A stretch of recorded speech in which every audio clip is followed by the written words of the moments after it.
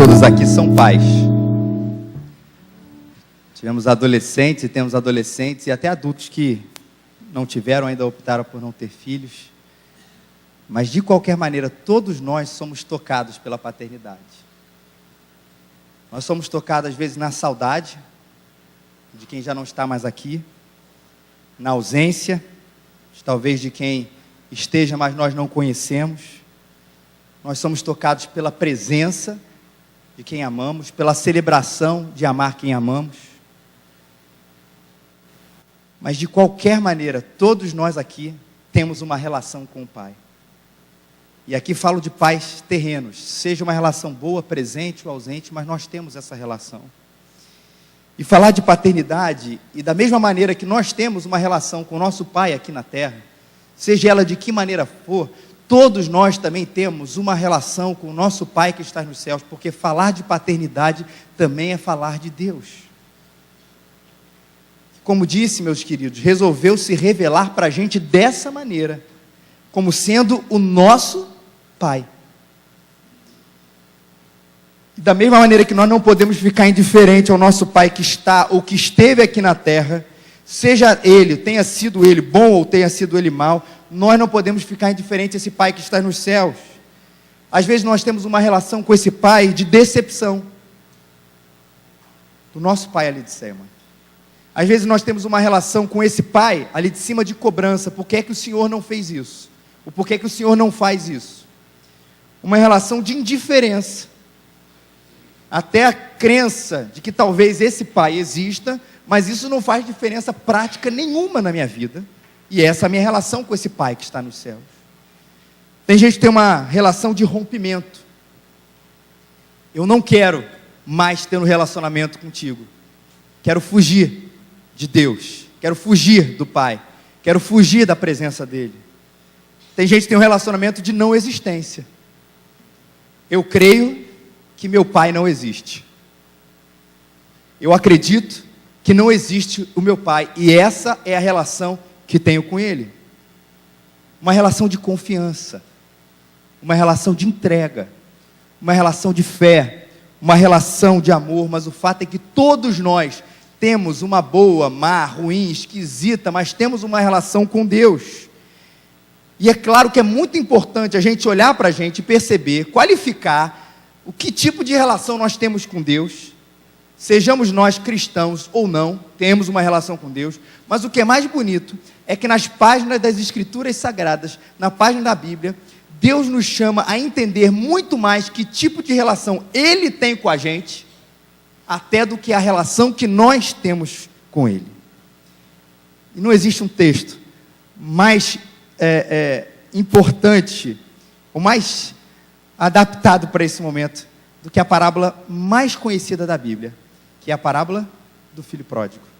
Lucas capítulo 15, versículos 11 a 32, está na página 85, se você está vendo uma Bíblia aí da Igreja Presbiteriana da Gávea, na sua frente você pode abri-la, na segunda parte que se chama Novo Testamento, você abre na página 85, que você vai ver aí no Evangelho de Lucas, capítulo 15, a parábola do filho pródigo, dos versículos 11 a 32.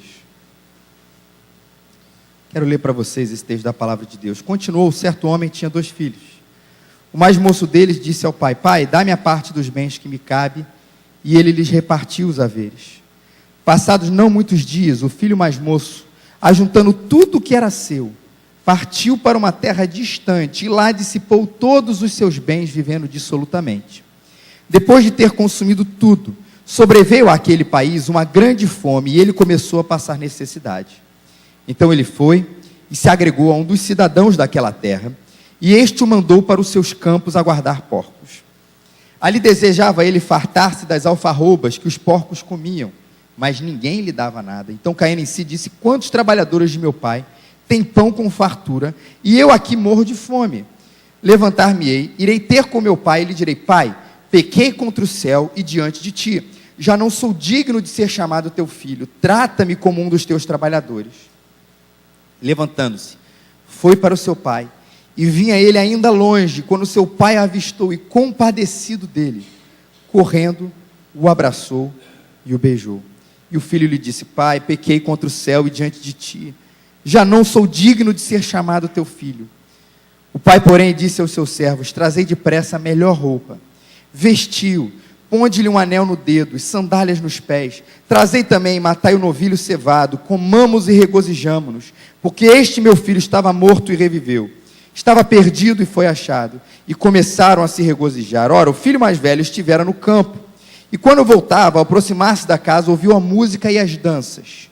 Chamou um dos criados e perguntou-lhe: que era aquilo? E ele informou: veio teu irmão, e teu pai mandou matar o novilho cevado, porque o recuperou com saúde. E ele se indignou e não queria entrar. Saindo, porém, o pai procurava conciliá-lo, mas ele respondeu a seu pai: há tantos anos que te sirvo, sem jamais transgredir uma ordem tua, e nunca me deste um cabrito sequer para alegrar-me com os meus filhos, com os meus amigos. Vindo, porém, esse teu filho, que desperdiçou os teus bens com meretrizes, tu mandaste matar para ele o novilho cevado. Então lhe respondeu o pai: meu filho, tu sempre estás comigo, tudo que é meu é teu. Entretanto, era preciso que nos regozijássemos e nos alegrássemos, porque esse teu irmão estava morto e reviveu, estava perdido e foi achado. Para a gente se situar nessa história que Jesus contou, é uma parábola, histórias que Jesus contava para ilustrar alguma verdade. O filho, nesse caso aqui, o filho mais famoso, ele pede uma herança que ele tinha por direito, mas de uma situação muito incomum, porque a herança que ele pede ao seu pai não era um pai que está numa iminência de morte, ou o pai que está com algum tipo de problema de saúde, ou um pai que morreu. Não, o pai em vida, e até onde o texto nos diz que está ali na perfeita saúde. E o que é que justificaria naquela época um pedido tão incomum como esse, de um filho pedir ao pai, um filho em vida pedir ao pai em vida, obviamente, a que a sua herança fosse já adiantada, sendo que não havia nenhuma iminência de morte. Era um grito de liberdade, meus queridos. Ele tinha certeza, esse filho aqui, que a sua vida iria ser muito, muito, muito, muito melhor, muito mais feliz, quando ele vivesse longe do seu pai.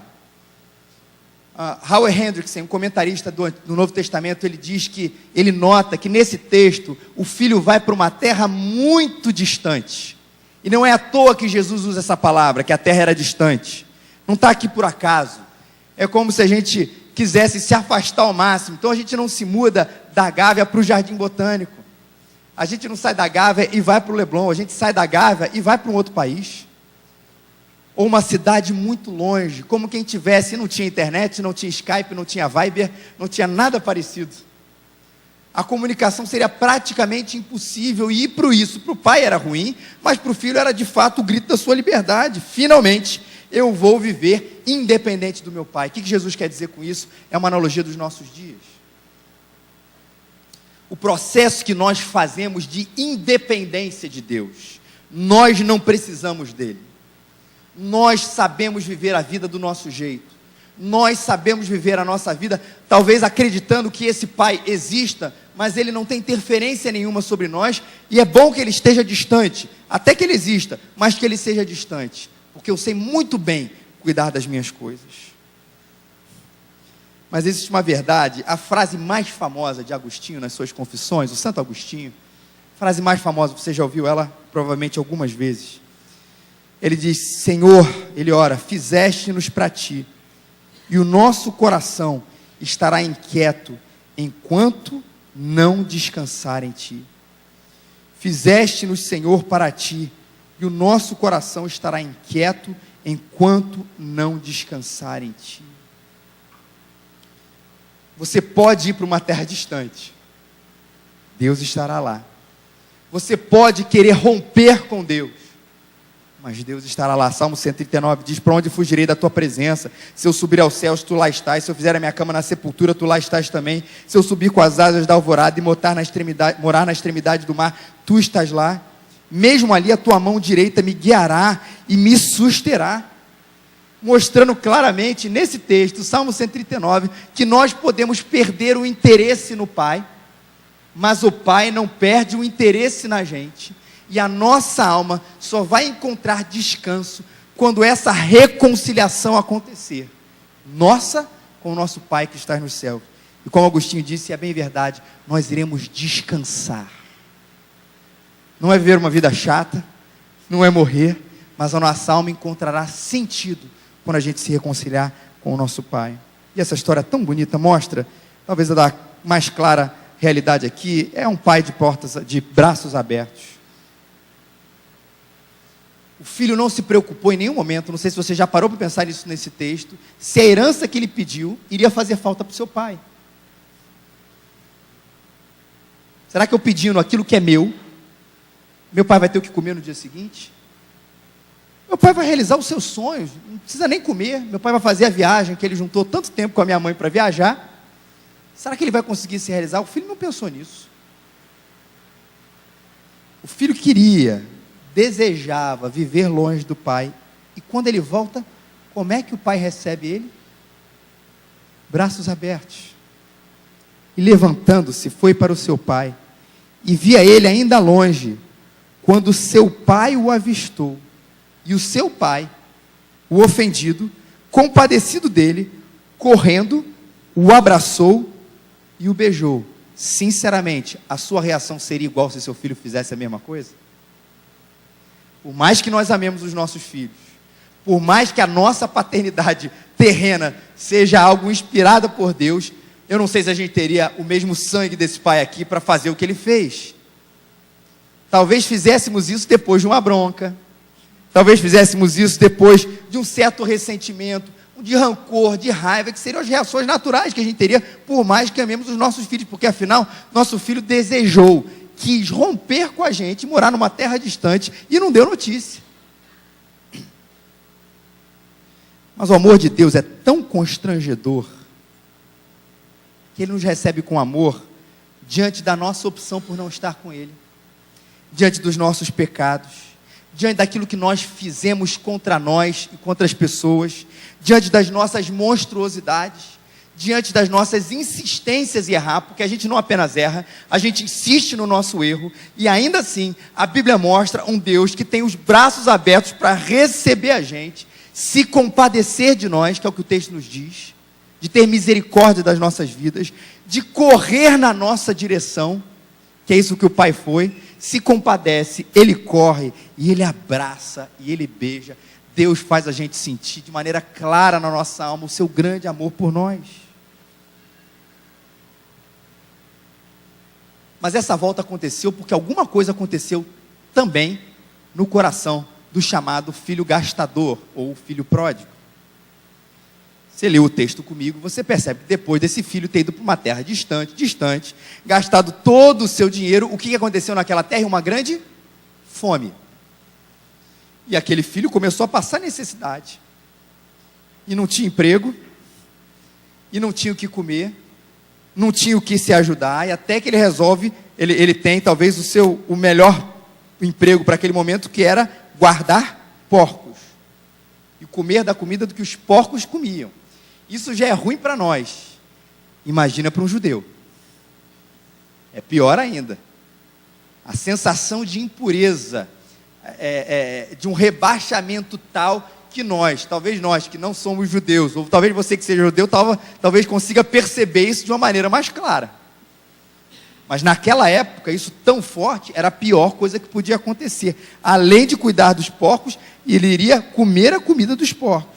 E aí ele se toca em si e fala assim, olha, mas se eu voltar para a casa do meu pai, lá tem fartura, lá tem pão, lá tem água, lá tem vinho, lá tem festa, lá tem cama. Se fosse no Rio de Janeiro, lá tem ar-condicionado. Levantar-me-ei e ir ter com meu pai. E lhe direi, pai, pequei contra o céu e diante de ti. Eu não tenho dúvida que essa frase está aqui, porque Jesus queria mostrar para a gente que uma coisa nós precisamos para voltar para os braços do nosso Pai, que está de braços abertos, uma palavrinha que a Bíblia chama de arrependimento. Quando a gente olha para nós e percebe que as nossas escolhas sobre a não existência, sobre viver distante de Deus, são escolhas erradas, que só vão fazer com que a nossa alma ela não se aquiete, que só vão fazer com que a nossa vida não vá para frente. Isso eu não quero dizer aqui, por favor, entenda bem, não estou falando de dinheiro, Não quer dizer que você vai perder tudo. Não quer dizer que você vai comer o pão que o diabo amassou necessariamente, mas que Deus, querendo atrair você à sua própria presença, vai mandar fome sobre a sua terra, não por castigo, mas por amor a você, isso Ele vai, e eu agradeço a Deus por isso. Porque Deus é quem enviou, e essa história aqui, que está por detrás dessa fome, é a providência de Deus. Não porque o Pai, e na verdade Deus, estaria feliz se nós estivéssemos cuidando dos porcos, ou comendo a comida dos porcos, de jeito nenhum. Mas se é para a gente redescobrir o valor do nosso Pai, meus queridos, é bom que a gente coma a comida dos porcos, para depois a gente perceber que nos braços do nosso Pai, a nossa vida é infinitamente melhor, porque fomos criados para Deus, e a nossa alma só encontrará descanso quando nos encontrarmos com Ele. A fome levou o filho a perceber que precisava do pai. Às vezes é uma doença na nossa casa. Às vezes é a morte de alguém. Às vezes é a velhice. Às vezes é a paternidade. Onde a gente olha para um lado e para o outro e fala assim, quem é meu referencial aqui agora? Às vezes é uma tristeza. Às vezes é a perda de um emprego também. E esses são ganchos que Deus utiliza na nossa vida para que a gente seja atraído à sua presença. Não para a gente terminar ali, aquela história que às vezes você vê, aqueles testemunhos. Eu andava fora de Jesus, agora voltei para Jesus e minha vida toda mudou, agora sou rico, milionário, etc, etc. Não tem nada a ver. Mas às vezes eu estava num lamaçal, eu estava mal, tinha perdido alguém, estava sozinho. Às vezes é uma história trágica, às vezes é uma história simples. De alguém que um dia sentou no banco e percebeu, eu preciso desse Deus. E quando se encontrou, aí sim, a vida foi absolutamente transformada. Porque quando a gente volta para a casa do Pai, a gente percebe que a gente não precisa de comida, a gente precisa do abraço de Deus. A gente precisa sentir o amor dEle. De que maneira, meus irmãos, que esse arrependimento acontece? Quando a gente percebe 3 coisas, rapidamente. Quando a gente percebe que nós somos pecadores, que nós não nascemos filhos de Deus, ao contrário do que dizem por aí. Nós nascemos criaturas de Deus, mas nascemos criaturas cujo relacionamento com Deus Pai foi rompido por natureza, é o que a Bíblia nos fala, que nós não nascemos conectados com Deus, nascemos desconectados de Deus. Por causa disso, ao invés de sentir o seu amor, nós não sentimos a sua presença. E nessa vida, ao invés de viver uma vida plena, a gente vive uma vida indiferente. E na eternidade, ao invés de andarmos com Deus e vivermos com Ele no céu, a Bíblia nos diz que nós iríamos herdar o inferno. E não há nada que nós possamos fazer para nos reconectar com Deus. Talvez com os nossos pais aqui na terra, sim. Talvez você diga aqui, olha, eu tenho uma briga com meu pai. Eu posso ir aqui agora, na casa dele, ele é vivo, e me reconectar com ele, pedir perdão. E tentar compensar isso de alguma forma. A Bíblia diz que não, você não pode compensar a sua relação com Deus. Mas se você crer em Jesus Cristo como seu único Senhor e Salvador, a sua conexão com Deus vai ser restabelecida. Olha aqui para mim, gente. Jesus Cristo morreu justamente por causa dos nossos pecados. Deus nos amou de uma maneira tão grande, que colocou os nossos pecados em Jesus Cristo. E a punição que era nossa foi levada por Cristo Jesus na cruz. E Ele ressuscitou para dizer, é possível eu e você experimentarmos um relacionamento novo, saudável, rejuvenescedor com o nosso Pai. O Filho gastou tudo, sim, mas quando Ele volta arrependido. E o que é que o Pai faz? Coloca nele a melhor roupa, veste ele com um anel no dedo e sandália nos pés, mata um novilho, faz um churrasco, é festa na fazenda, e com roupa da melhor qualidade. Sabe por quê? Porque a Bíblia nos fala, e essa é conhecida como a parábola do filho pródigo, mas a verdade é que essa é a parábola do pai que é pródigo. E esse termo não é meu, pode ter certeza. O pastor chamado Tim Keller escreveu, inclusive um livro, para falar que o pródigo nessa história é Deus. É Deus quem se gasta, é o Pai que se gasta o que Ele pode, o que Ele não pode, para alegrar e para agradar a vida do seu filho. E com a gente também, gente. Deus nos presenteia, Ele é pródigo em nos abençoar, é pródigo em nos abraçar, é pródigo em mostrar o nosso amor, e a Bíblia chama isso de graça. Essa é a parábola que fala maior da graça, de um homem que faz coisas tão terríveis com seu pai, e o pai, ao invés de puni-lo, ou só perdoar a sua dívida, não pune, perdoa a sua dívida e dá a ele o melhor que essa terra pode oferecer. Alguns textos da Bíblia, já vou terminando, irmãos. E o meu Deus, segundo a sua riqueza em glória, há de suprir em Cristo Jesus cada uma das suas necessidades, a Bíblia nos diz. Romanos 8, aquele que não poupou o seu próprio filho, antes por todos nós o entregou, porventura, não nos dará graciosamente com ele todas as coisas? Mas Deus prova o seu próprio amor para conosco, pelo fato de ter Cristo morrido por nós, sendo nós ainda pecadores. E eu vos deixo a minha paz vos dou, não como o mundo a dá. Não se turbe o vosso coração, não se atemorize. Deus nos dá a paz, Deus nos dá a alegria. E é pródigo em suprir cada uma das nossas grandes necessidades nessa vida. Não porque nós somos certinhos. E aí entra a história do filho mais velho, que disse: pai, eu sou certinho demais, eu não mereço essa graça. Meu filho, eu sou pródigo, tudo que é meu é teu, mas não é porque você anda ao meu lado, não é porque você me obedece, é porque você é meu filho, e é por isso que tudo que é meu é seu. Deus quer um relacionamento de pai com você. Você pode optar pela não existência, pela ausência, pela indiferença, mas saiba que o que Deus procura com você, e Ele mandou Cristo Jesus para isso, é reconciliação. Um pai de braços abertos, querendo que você volte para casa, e às vezes, leia os sinais da sua vida. Deus está te atraindo para Ele. É uma fome, é uma situação, é uma tristeza, é uma perda, seja lá o que for, Deus está te atraindo, não apenas para que você resolva essa situação, mas para que essa situação te faça perceber o quanto você pode estar perto desse Deus, que é pródigo, que é gastador em te presentear e te abençoar. Eu tenho aprendido isso, mais claro, e não tenha dúvida, os pais aqui vão saber dizer isso. Quando a gente é pai, a gente começa a perceber um pouco mais claro o grande amor de Deus. O que a gente começa a sentir pelo nosso filho é extraordinário. É realmente aquela história de chegar de noite, ir lá, ele dormindo, e só sentir o cheirinho, ou dar um beijinho com medo que ele não acorde, senão sobra para mim ou para a mamãe, mas ali curtir aquela presença. Não se engane, se você é assim com seu filho, imagina quem Deus é ou pode ser com você. Deus está dizendo: volta para casa, encontra o teu lugar na casa do Pai. A palavra bíblica, volta se arrependendo, creia que Jesus Cristo levou os seus pecados, e só Ele pode te reconciliar com aquele que pode suprir a sua alma, nosso Deus e o nosso Pai, através de Jesus Cristo. Volta para casa, volta para casa. Vamos falar com Deus?